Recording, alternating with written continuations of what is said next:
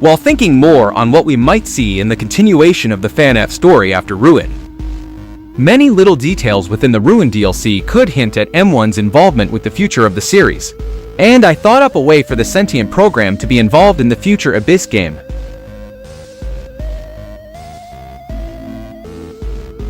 During the DLC, we see a couple of hints of M1 still being around during the time of the Pizzaplex, with most of these hints coming during the ending of the DLC. During the elevator scene, Gregory's voice sounds noticeably different than it did when the boy first started speaking, and when comparing his voice to how M1 talks when it mimics dispatch, the inflections of the two voices are very similar. It's not your fault. I know you did it for me, to save me. But we can't risk being followed. I'm sorry. You've made your choice. You are not going to make it out of here alive. Arnold. Why? Why would you come down here?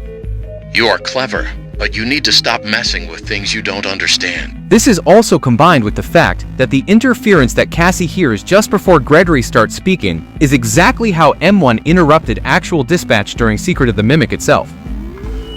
It's not your fault. I know you did it for me.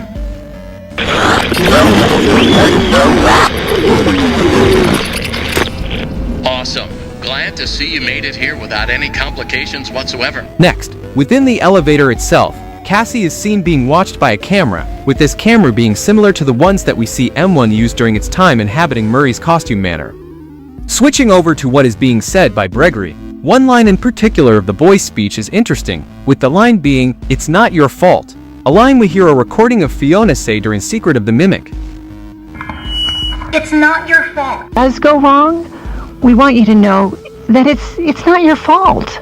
Lastly, we know from the scenery seen within the lower levels that it is possible that some remnants of Murray's underground sections survived within the bowels of the Pizzaplex.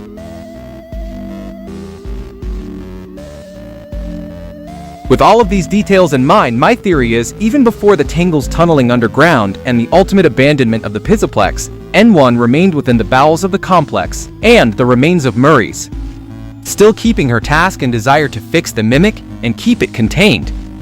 After Cassie would find herself abandoned and alone within the Abyss, M1 would use this opportunity to manipulate the girl into luring the Mimic back to her so she can finally fix the homicidal endoskeleton, with the program possibly mimicking Roxy and other important figures in the girl's life like her dad. With no one else to turn to and nowhere else to go, Cassie would have no choice but to follow the instructions of M1, helping it to achieve its goals in hopes of finding a way out of the Abyss, all while avoiding the murderous Mimic and any potential suits the endoskeleton could hide within.